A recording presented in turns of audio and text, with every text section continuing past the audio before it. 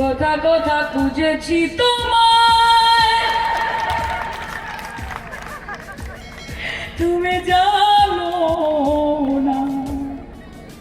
এই হচ্ছে ব্যাপার। হ্যাঁ ঠিক আছে তো, ঠিক বলছি কিনা বলো, ভুল বললে কাজে এদের কোনো দরকার নেই।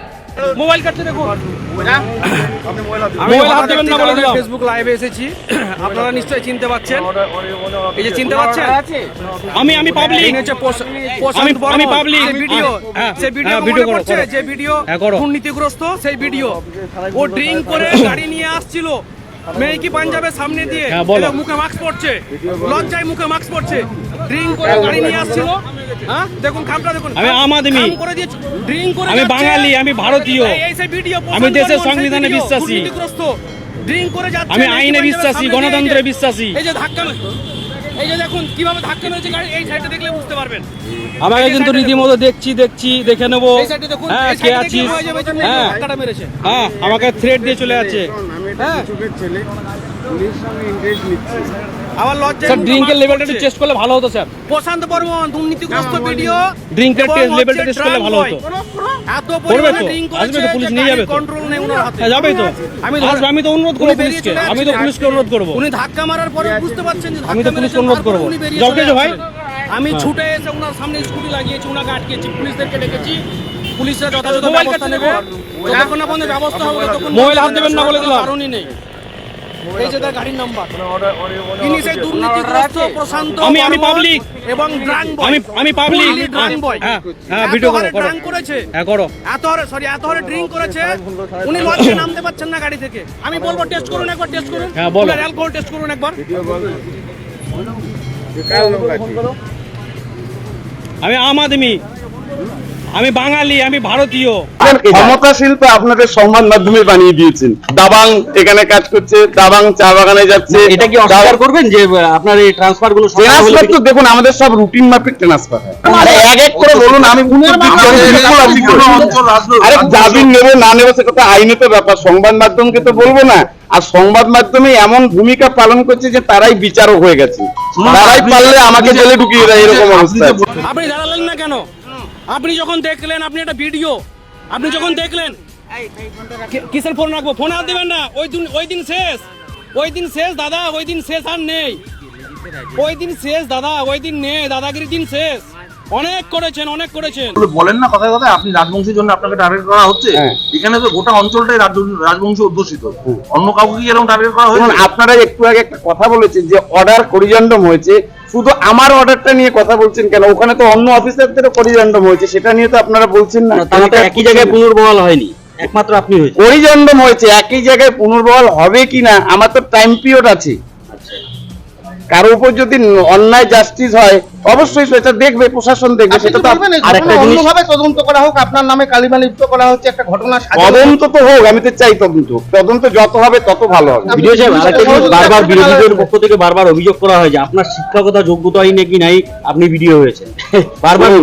এই জন্য তো আপনাদের বলি, আমি এলএলবি পাস করেছি, এলএলএম গভর্নমেন্টের পারমিশন নিয়ে করছি, পিএইচডি আমার কোর্স ওয়ার্ক কমপ্লিট হয়ে গেছে। আর যারা বলছে যে আমার শিক্ষাগত যোগ্যতা নেই, তাদেরকে আমি বলবো আমার 10খানা অলরেডি বই পাবলিশ হয়েছে, আর কিছুদিন পর হয়তো সামনে ডক্টরেট ডিগ্রিটা লাগবে, তারা সেদিন দেখে মাথা হাত করে বসেই থাকবে। আর আপনারা মিডিয়ারা, আপনাদের কাছে অনুরোধ করছি, আপনারা বিচারকের ভূমিকা পালন করবেন না। কিছু কিছু টেলিভিশনে আমি দেখছি, পারলে তারাই জাস্টিস দিয়ে দেবে, আমাকে এখনই জেলে পুরে দেওয়া হোক। আপনাদের বলবো নিরপেক্ষ থাকুন, সংবাদ মাধ্যমকে শ্রদ্ধা করি, ভালোবাসি। আর যেসব অভিযোগ উঠছে, সেই প্রশান্ত বর্মন ভিডিও রাজগঞ্জকে কালিমা লিপ্ত করবার চেষ্টা, দাবাং থেকে মাটিতে ফেলে দেওয়ার। এখানে কিছু মিডিয়া পার্সনও থাকতে পারে, সাধারণ মানুষও থাকতে পারে, বিভিন্ন লোকও থাকতে পারে। সেটাই আমার কাছে আশা, যে আপনারা বিচারকের ভূমিকা পালন করবেন না, যে প্রশান্ত বর্মনকে পারলে এখনই প্রেসিডেন্সি জেলে ঢুকিয়ে দাও। ঠিক। হ্যাঁ? ভাই কতটুকু চোট পেয়েছো তুমি বলো, তোমাকে কতটুকু লেগেছে বলো, তোমাকে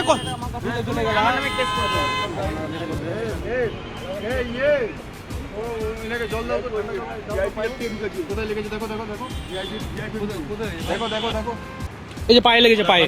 একটু জল নিয়ে আসো, জল নিয়ে আসো। হ্যাঁ আচ্ছা ভিডিও ঠিক আছে ঠিক আছে, আমি ওদিকে নিচ্ছি না। ভিডিও করার সাহস, এটা অধিকার আমার। কিসে করে যাবো? কেন করে যাবো? ভয় পাচ্ছেন কেন? ভিডিওতে ভয় পাচ্ছেন কেন?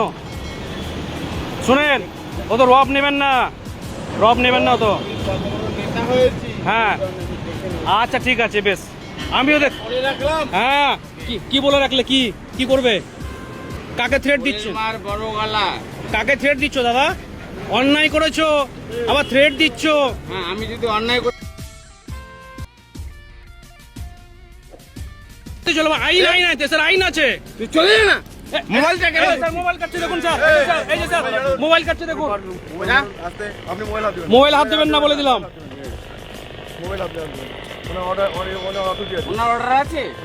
আমি পাবলিক, আমি পাবলিক।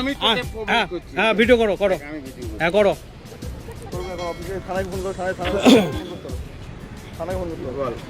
হ্যাঁ বলো।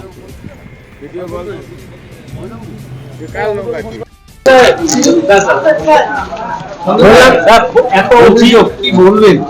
দেখুন, ষড়যন্ত্রকারীরা তো ষড়যন্ত্র করে যাবে। আপনারা দেখেছেন যে আমাকে আপনারা মিডিয়ায় দাবাং নাম বলেছেন এবং আমি রাজধানীগুলোতে অনেক রকম দুর্নীতি বন্ধ করে দিয়েছি। ঠিকাদারদের যে অ্যাসোসিয়েশন ছিল সেটা আমি বন্ধ করে দিয়েছি এবং আপনারা দেখছেন, আপনাদের চ্যানেলে আমি দেখতে পাচ্ছি যিনি চোখ, তিনি বড় গলায় কথা বলছেন এবং যিনি সোনা গলিয়েছেন তিনিও বড় গলায় তার পরিবার কথা বলছেন। একটা এফআইআর করেছেন, মনে হচ্ছে সুশান্ত বিমন ভিডিও। এটার থেকেই বোঝা যাচ্ছে যে এখানে চক্রান্তকারী ষড়যন্ত্র আছে এবং আমার কাছে একটা ফোনও আসছিল যে আপনার নামটা যদি ঢুকানো হয় আপনি বুঝবেন মিডিয়াতে কি হয়। এই মিডিয়া টেলিকাস্ট চলছে এবং প্রশান্ত বর্মনকে কালিমালিপ্ত করবার চেষ্টা করছে। যেখানে আপনারা দাবাং ভিডিও বলতেন, যেখানে আপনারা বলছেন যে করাপশনের বিরুদ্ধে এই ভিডিও লড়ছে, যেখানে আপনারা বলছেন এই ভিডিও এখানকার ঠিকাদারদের সমস্ত কিছু বন্ধ করে দিয়েছে, মানে সিন্ডিকেট কাজ বন্ধ করে দিয়েছে। আপনারা দেখেছেন ভোরের আলোতে বড় বড় রিসোর্ট আমি শুরু করেছি আমাদের গভর্নমেন্টের অর্ডারে। আপনি দাঁতনে গিয়েছেন? আমি দাঁতনে কেন যাব? কিন্তু আপনার যে একটা ভিডিও ভাইরাল হয়েছে,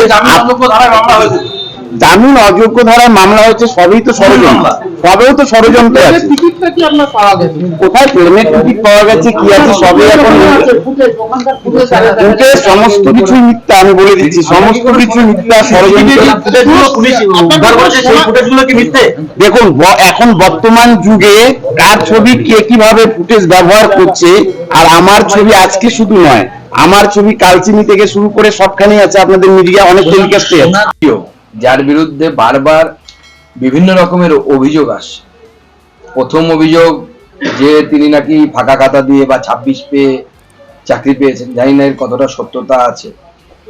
দ্বিতীয় অভিযোগ দেখা যাচ্ছে যে তিনি একটি ঘটনা যেখানে একজন ব্যবসায়ীকে, স্বর্ণ ব্যবসায়ীকে অপহরণ এবং যার বিরুদ্ধে বারবার মামলায় তার নাম জড়িয়েছে এবং তাকে দেখা যাচ্ছে সেই বাড়ি থেকে বেরোতে, ভিডিও, পুরো ভিডিও সিসিটিভির ফুটেজ আছে এবং সেখানে তাকে দেখা যাচ্ছে। এরপরেও তাকে ক্লোজ করা হয়।